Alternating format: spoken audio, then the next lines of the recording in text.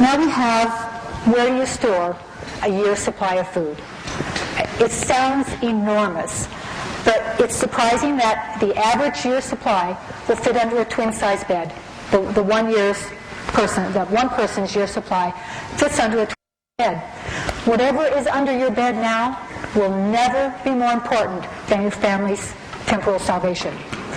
Keep your food in your home. You don't want to take chances with your food. You don't want it to get too hot. In the desert where I live, you cannot keep it in the garage. You can't keep it in the attic. It'll ruin your food. If you live in a very moist area, a lot of moisture, you want to keep it away from that because that will ruin your food. I keep it under the bed, in the closets, in the house where the temperature is going to be good for your food. This is a really valuable investment. You don't want to just be throwing it in the garage or the attic. Take good care of your food. Rotation is always a problem. You think you've got 50 pounds of spaghetti someplace and you're tearing the place apart, and what you find is a can of powdered milk that's from 1972. I'm not exaggerating. I did exactly that. Surprisingly, the powdered milk was still good. The church has changed a lot of the shelf life numbers on foods. I don't know if you've noticed that in the past, but it was really exciting to see apple slices having a 30-year shelf life, especially considering all the apple slices I have. So that was good news for me. The rotation, this is how I do it. My shopping list, I buy everything I can. You buy your food storage in a timely manner. Now, if you're super wealthy and have a shopper that goes out for you, you can go do it in a week. Most of us don't. But do it in a timely manner. Try not to let it take 6 years. When you get all your food storage, you've got it listed in your book. You know where it is. You know when it was purchased. And rotation can be a once-a-year event.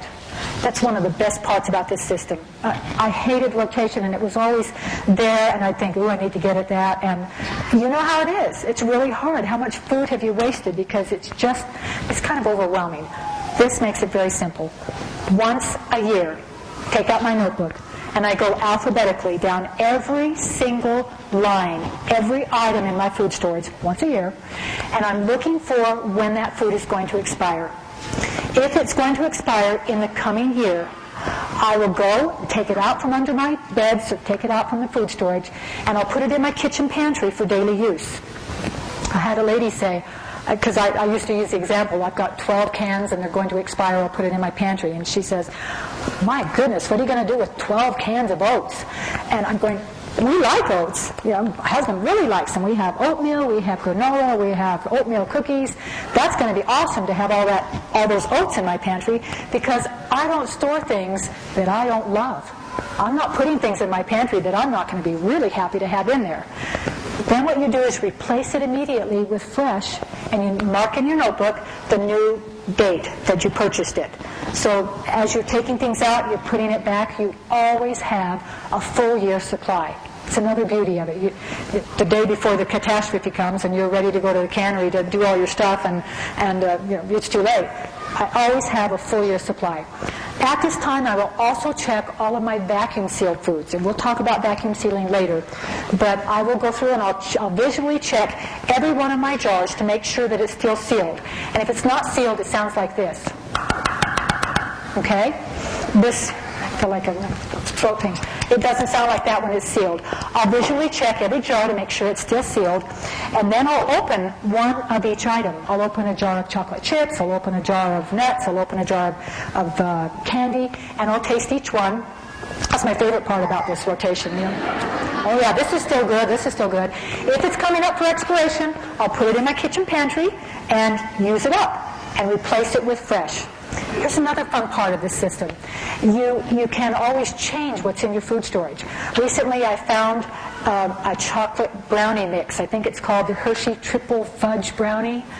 Yeah, people are going, yeah. I took out all of my brownie mixes and put them in the pantry, and when the grandkids come over, we make brownies all the time, and I replaced it with the Hershey Triple Fudge Brownie. So you can change your food storage every year. You just kind of evaluate and say, let's kind of change this up. I'm not fond of that anymore. So that's the good part about it too. Let's see. I think that's all we have on rotation. Long shelf life. I am all about long shelf life. I don't want to have to rotate very often. I don't want to be spending that money all the time. The shortest shelf life in my personal food storage is 3 years. If it has a shelf life of less than 3 years, I don't want it. I don't care how good it is. Oil. I have no oil in my food storage because it has a 1-year shelf life. What I do have is shortening. Shortening has a 10-year shelf life. And I can melt shortening in my solar oven, and I can exchange that for oil in every one of my recipes. In my bread, I make a loaf of bread every day for my food storage. I don't store flour. That has a 5-year shelf life. I store wheat. That has a 30-year shelf life. Now, here's a little trick about wheat. If you don't have a wheat grinder, you can't make flour. You're laughing? The church has done a study, and 90% of the people who have a food storage don't have a wheat grinder. What are you going to do, chew it?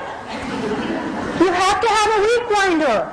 So they've done a study. The church never endorses products. This is almost a first for them.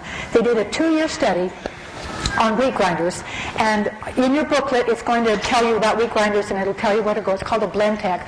But this 2-year study, they came up with the very best, the most efficient, and the most cost-effective hand grinder and wheat grinder. If I were going to get only one, I'd get the hand grinder, because if we are in worst-case scenario, what don't we have?